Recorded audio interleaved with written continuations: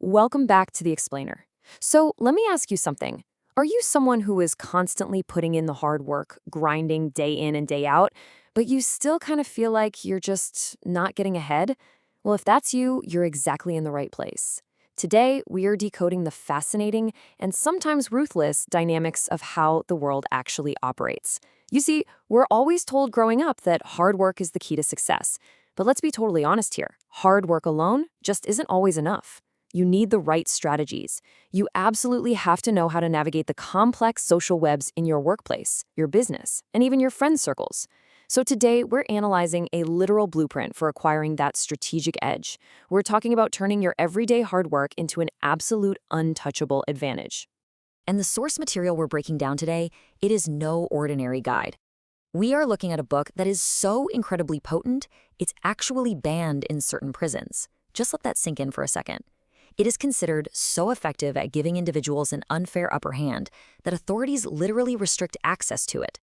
These aren't just polite, feel-good suggestions. These are extreme, highly pragmatic laws that teach you exactly how to gain leverage in almost any situation. Because at the end of the day, mastering these dynamics means mastering the very game of influence itself. Okay, so here's our game plan for today. We're going to cover the ultimate power playbook, navigating masters and allies, the strategy of silence, reputation and ultimate attention, and finally, mastering the power game. Let's dive right in. Part 1, the ultimate power playbook. Because look, if you don't understand these dynamics, you're either going to be used by the world around you or completely ignored. Which brings us to Part 2, navigating masters and allies. It's time to look at how we strategically manage the people directly above us and the people right beside us. So, Law 1 is this incredibly brilliant piece of strategy. Never outshine the master. The truly brilliant strategists out there, they know exactly when to just step back into the shadows. The logic here is simple, but honestly, it's undeniable. If you make your boss or your superior feel insecure by appearing way more competent or by shining brighter than them, they are inevitably going to find a way to replace you. It's human nature. Remaining humble and intentionally letting your superiors take all the credit and bask in the spotlight isn't some sign of weakness. Actually, it's a highly calculated defense mechanism. You do it to protect your own position and consolidate your own stronghold. We see this play out everywhere. Historically, the ultimate strategist Chanakya never took the throne himself, right? He made Chandragupta the face of the empire. In modern Indian politics, our source notes how figures like Smriti Irani apply this perfectly by consistently giving the credit to Prime Minister Modi in interviews. It makes the master look larger than life, which in turn secures her a very powerful, loyal position. Former Prime Minister Manmohan Singh did something very similar. He maintained his top position for a decade by making sure he never overshadowed Sonia Gandhi. On the flip side, though, violating this law has disastrous consequences. I mean, just look at the historic, extremely messy fallout in the entertainment industry between Salman Khan and Vivek Oberoi. Outshining a superior almost never ends well.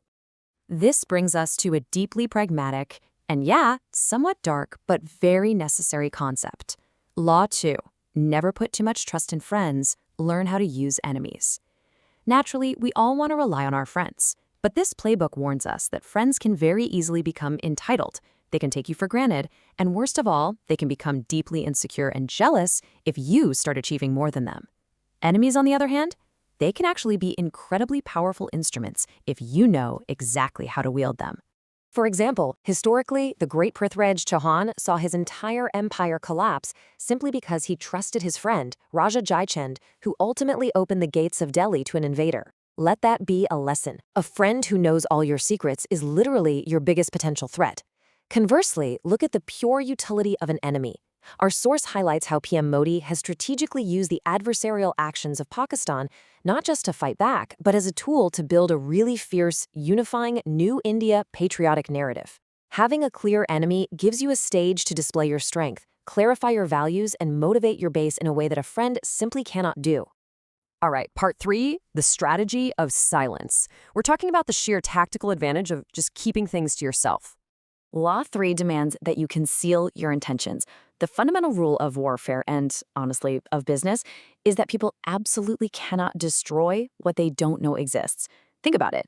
We all get super excited when we have a new plan or a big new goal, and the natural human urge is to go tell everybody. But the exact moment you share your plans, you are inviting competitors to build obstacles, to gain an unfair advantage. You have to learn to work incredibly hard, but do it in absolute, impenetrable silence. And this brilliantly illustrates our next point. Just look at how Mukesh Ambani executed the launch of Jio. It was an absolute masterclass in concealing intentions. He secretly bought up companies, he laid vast networks of cables across the country, and quietly hired literally 10,000 people. And when anyone asked, the narrative was just, oh, we're building a broadband network. Then, boom, overnight, they launched free voice and data. Competitors like Vodafone, Idea, and Airtel were completely blindsided because you simply can't prepare for a plan you don't know exists. It completely disrupted the entire telecom industry in the blink of an eye. Building directly on that idea is Law 4, always say less than necessary. Now, this isn't just about keeping secrets. This is about controlling your aura. When you limit your words, you instantly appear more in control. You seem more thoughtful, and frankly, you just look significantly smarter. Plus, scarcity creates value, right? By saying less, you vastly increase the weight and the impact of the words you actually do choose to speak. And the real-world consequences of ignoring this rule, they're severe. The source points to cricketer Hardik Pandya. His immature oversharing and bragging on a talk show led to massive public backlash, suspensions, and a ton of lost sponsorships. Or take actor Sanjay Dutt, whose casual, completely unnecessary confession over the phone about possessing weapons led to years in prison. They both simply said more than was necessary. Contrast them with absolute legends like Sachin Tendulkar or M.S. Dhoni, the real kings of silence. They rarely ever overspeak. They wield their silence like an unbreakable shield, which just makes them appear unshakable and profoundly intelligent. Moving on to part 4, reputation and ultimate attention. We are getting into the ultimate currency of the modern world. Law 5 states very clearly, so much depends on your reputation. Guard it with your life. In the brutal game of power, you have to internalize one harsh truth. Public perception completely overrides reality. Your actual intent, your actual goodness, it matters very little if the public perceives you negatively. Your reputation is the armor that protects you before you even step foot into a room, and you must protect it at all costs. Consider this profound and honestly terrifying maxim. Reputation is gained in drops and lost in buckets. It takes years and years of consistent, tiny positive actions to build a solid reputation, just drop by drop. But man, it only takes one single scandal, one misstep, or one bad viral moment to lose it all in absolute buckets. It really highlights just how incredibly fragile a carefully constructed public image truly is. And our source provides some pretty intense cautionary tales of this fragility. Just look at the massive media trials and the overnight perception shifts surrounding figures like Riya Chakrabarti or Aryan Khan, or the very public clash between influencers Vivek Bindra and Sandeep Maheshwari. Regardless of what the ultimate legal truth was in literally any of these situations, the immediate public perception shifted overnight, and the resulting ruined reputations caused immense, unavoidable personal and professional suffering. The reality simply didn't matter in the moment. The reputation did. That brings us to Law 6, which is perhaps the most dangerous law we're going to cover today. Court attention at all costs. The rule here is incredibly simple. The one with the most attention holds the most power. If you are blending in, if no one is talking about you, you have zero leverage. In this game, being ignored is a fatal flaw. You have to ensure that all eyes are on you if you want true, lasting influence. This source cites Baba Ramdev as a perfect example. I mean, despite thousands of yoga instructors existing, he is the undisputed face of Indian yoga. Why? Because he intentionally stays in the news, even through controversies, ensuring he is constantly visible. Similarly, producer Ekta Kapoor maintains a near monopoly over the television industry by intentionally staying active, highly visible, and just constantly in the mix of everything. They prove that in the modern world, constant visibility quite literally equals leverage. Finally, part 5, mastering the power game.